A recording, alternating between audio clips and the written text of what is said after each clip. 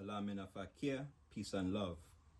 I'm going to read an excerpt from this book, The First Rasta by Athlyi, Chapter 5, Athlyi Rogers, Forerunner of the Rasta movement.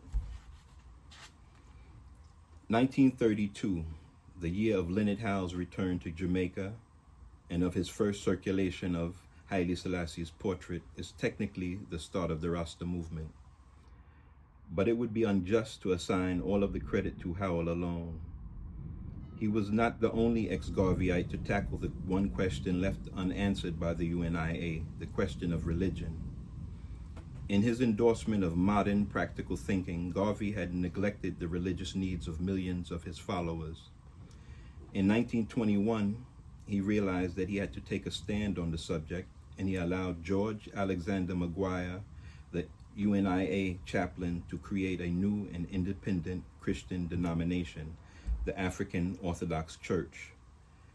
But this new denomination failed to satisfy the emotional and cultural needs of newly empowered African Americans, many of whom no longer wanted to worship a version of Messianic Christ who was tortured to death on a cross amid thieves. What was needed was a new Messiah, preferably black, and a king in this world.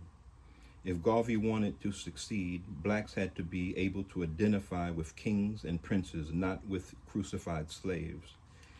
As Garvey said, ambition is a burning flame that lights up the life of the individual and makes him see himself in another state.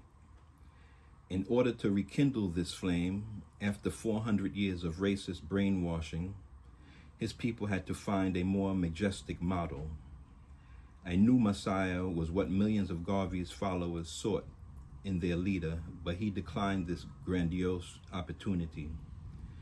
His integrity and his formidable dignity prevented him from playing God, and he was too astute to give black intellectuals and his many critics this stick to beat him with.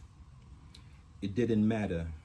In New Jersey, another inspired black man heard the call to preach a new black Messiah. His name was Athlyi Rogers, and he could well be the missing link between Garveyism and Rastafari.